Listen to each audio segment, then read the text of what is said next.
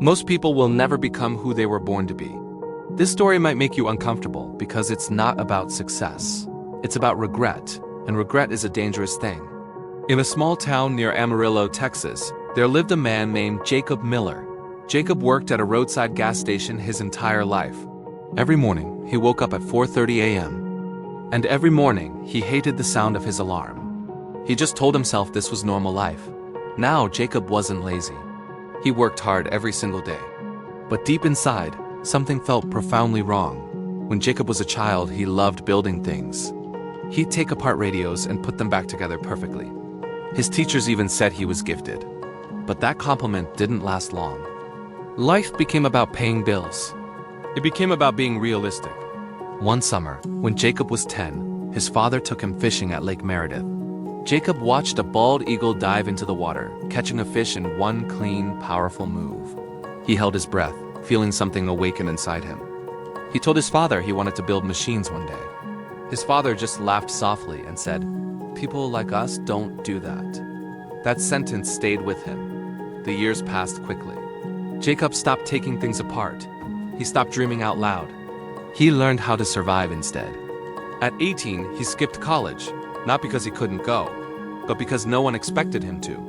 He got married at 25, had a son at 30, and by 40, he had stopped asking questions. Every day at the gas station looked the same. Customers came and went, but dreams stayed parked outside. One rainy night, an old man walked into the store. He bought a coffee and stared at Jacob for a long time. Then he asked, "Is this really you?" Jacob laughed nervously. "This is who I am," he said. The old man shook his head. "No," he replied, "this is just where you are." And then he left. That night, Jacob couldn't sleep. His chest felt heavy. He remembered that eagle at the lake, and he realized a painful truth. He had been living someone else's expectations, not his own potential. He thought he'd understood too late. The next morning, he looked at his hands. They were rough, but they were still strong. At 46, he enrolled in night classes. People laughed quietly. They said he was too old, that it was pointless.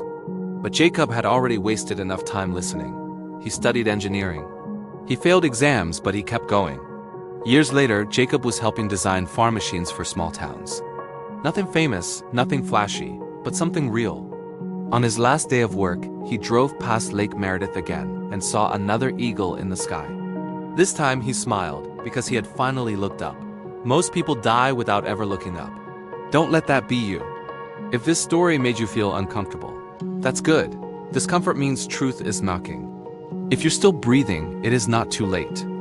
Stop living like who others expect you to be and start becoming who you already are.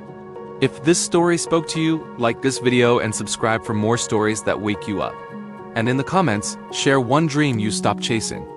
Your future might be listening.